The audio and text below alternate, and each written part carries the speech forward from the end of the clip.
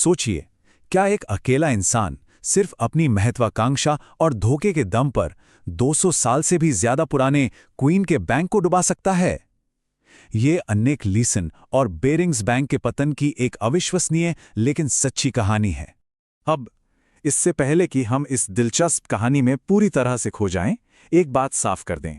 ये जो पूरी कहानी है, ये डॉक्यूमेंट्री स्रोतों पर आधारित है और सिर्फ जानकारी के लिए है। इसे किसी भी तरह की वित्तीय सलाह न समझा जाए। ये एक लाइन, बस यही एक लाइन इस पूरी कहानी का सार है। देखिए, फाइनेंशियल दुनिया में जब दांव ऊंचे होते हैं तो एक गलती की कीमत आपको सब कुछ देकर चुकानी पड़ सकती है, और बेरिंग्स बैंक ने यह सबक सबसे कड़वे तरीके से सीखा। तो चलिए देखते हैं कि हम इस कहानी में कैसे आगे बढ़ेंगे। हम निक लीसन के सफर से शुरू करेंगे कि कैसे वो एक स्टार ट्रेडर बना। फिर देखेंगे कि कैसे एक सीक्रेट अकाउंट ने उसे झूठ के एक ऐसे जाल में फंसा दिया जिससे निकलना नामुमकिन था।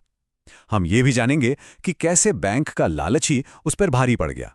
और आखिर में इस पूरी तबाही से हमें क्या जरूरी सबक मिलते हैं। तो हमारी कहानी की शुरुआत होती है दो बिल्कुल अलग दुनियाओं के टकराव से। एक तरफ है निक लीसन, एक महत्वाकांक्षी लड़का जो कुछ भी कर गुजरने को तैयार है, और दूसरी तरफ है बेरिंग्स, ब्रिटेन का सबसे पुराना और सम्मानित बैंक। यहां पर यह फर्क बिल्कुल साफ दिखता है। एक तरफ लीसन, जो फटाफट पैसा बनाने वाली आक्रामक ट्रेडिंग की दुनिया से आया था, और दूसरी तरफ 233 साल पुराना, अपनी परंपराओं में जकड़ा हुआ बेरिंग्स बैंक, मतलब वो बैंक जहां खुद क्वीन का अकाउंट था। ये नई तेज तर्रार दुनिया का पुरानी संभ्रांत दुनिया से एक सीधा टकराव था। लिंसन का आत्मविश्वास, अरे आत्मविश्वास कहना भी गलत होगा। ये तो अहंकार था जो इस हद तक बढ़ गया था कि वो खुद को बाजार का भगवान समझने लगा था। उसके एक साथी के मुताबिक उसे लगता था कि बाजार तो बस उसकी मर्जी से चलता है, और शायद यही अहंकार उसके पतन का एक बहुत बड़ा कारण बना। कहते हैं ना, हर बड़ी तबाही की शुरुआत एक छोटी सी चिंगारी से होती है। अब हम कहानी के उस मोड़ पर आते हैं जब एक मामूली सी गलती ने बेरिंग्स बैंक के विनाश की आग भड़का दी। यही थी बेरिंग्स की सबसे बड़ी, सबसे घातक गलती। उन्होंने लीसन को दोहरी भूमिका दे दी थी। वो जनरल मैनेजर भी था और अपने ही सौदों को क्लियर करने वाला हेड भी। ये फाइनेंशियल कंट्रोल के पहले नियम का सीधा सीधा उल्लंघन था। इसका मतलब यह था कि वो जो चाहे सौदा करे, उसे खुद ही मंजूरी दे, और अगर कोई नुकसान हो तो उसे आराम से छिपा भी ले। उसे रोकने टोकने वाला कोई था ही नहीं।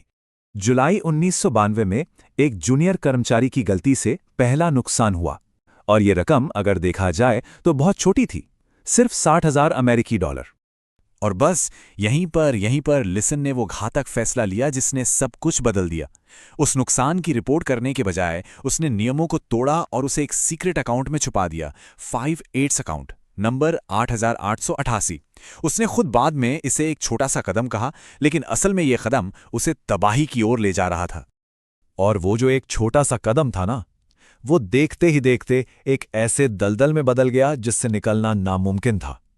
एक झूठ को छिपाने के लिए उसे हर रोज नए और बड़े झूठ बोलने पड़ रहे थे, और ये जाल लगातार बड़ा होता जा रहा था। जरा इन आंकड़ों पर नजर डालिए, ये रफ्तार देखिए। जो कहानी सिर्फ 60,000 डॉलर से शुरू हुई थी, वो कुछ ही महीनों में 35 मिलियन और फिर 320 मिलियन डॉलर तक पहुंच गई। ये एक अनियंत्रित स्नोबॉल की तरह था जो पहाड़ से नीचे लुढ़क रहा था और हर पल बड़ा और खतरनाक होता जा रहा था। और इस नुकसान को छिपाने का उनका तरीका, यकीन मानिए, बहुत ही सरल था, लेकिन उतना ही शातिर। वो हर सुबह सिटी बैंक में ओवरड्राफ्ट देखते, लंदन से ठीक उतनी ही रकम मंगाते, और फिर उस पैसे को सही ठहराने के लिए जाली दस्तावेज बना देते थे। लेकिन क्या लिसन सच में एक जूनियर कर्मचारी को बचा रहा था, या कहानी कुछ और थी? उसके अपने बॉस पीटर नॉरिस को इस बात पर बिल्कुल यकीन नहीं था। उनका मानना था कि लिसन ने यह सब जानबूझकर किया था, सिर्फ अपनी स्टार ट्रेडर की इमेज को बचाने के लिए। तो सच क्या था?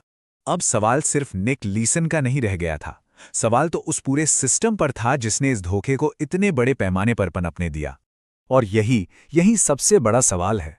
आखिर कैसे एक पूरा का पूरा बैंक एक अकेले आदमी के धोखे को पकड़ नहीं पाया? उसे किसी ने रोका क्यों नहीं? असल में ये कोई एक गलती नहीं थी, ये तो गलतियों का एक पूरा तूफान था। लीसन जो नकली मुनाफा दिखा रहा था वो इतना ज्यादा था कि कोई उस पर सवाल उठाना ही नहीं चाहता था। बड़े अधिकारियों को खुद उस कॉम्प्लेक्स बिजनेस की समझ नहीं थी। एक अंदरूनी चेतावनी को जानबूझकर अनदेखा कर दिया गया। और सबसे बड़ी बात, लीसन ने कभी छुट्टी नहीं ली, क्योंकि अगर वो एक दिन के लिए भी अपनी सीट से हटता तो उसका सारा राज खुल जाता। और अब हम पहुंचते हैं कहानी के आखिरी सबसे नाटकीय मोड़ पर। फरवरी 1995 के वो आखिरी दिन, जब 233 साल पुराने बेरिंग साम्राज्य का किला ढहने वाला था। 2.5 साल तक ये सब चलता रहा। जब ऑडिटर्स ने आखिरकार शिकंजा कसा तो सवाल ये था कि ये नुकसान का पहाड़ कितना ऊंचा हो चुका था। आंकड़ा जब सामने आया तो किसी को भी यकीन नहीं हुआ। 827 मिलियन पाउंड। ये रकम बेरिंग्स ग्रुप की कुल संपत्ति से दोगुनी थी। मतलब बैंक पूरी तरह से दिवालिया हो चुका था। नतीजा, एक साम्राज्य का अंत। 333 साल पुरानी एक प्रतिष्ठित वित्तीय संस्था, जो 2 विश्व युद्ध और न जाने कितनी आर्थिक मंदी झेल गई थी, एक आदमी के धोखे के आगे ढह गई। और जानते हैं इस ऐतिहासिक बैंक के बचे खुचे हिस्से कितने में बिके? सिर्फ 1 पाउंड में। ये उसके मूल्य के पूरी तरह से खत्म हो जाने का प्रतीक था। तो इस पूरी तबाही के मलबे से हम क्या सीख सकते हैं? क्या आज के दौर में कुछ बदला है? चलिए इस कहानी को कुछ जरूरी सबकों के साथ खत्म करते हैं। बेरिंग्स के पतन से हमें कुछ बहुत ही सीधे और साफ सबक मिलते हैं। पहला, ट्रेडिंग और सेटलमेंट के काम को हमेशा अलग रखें।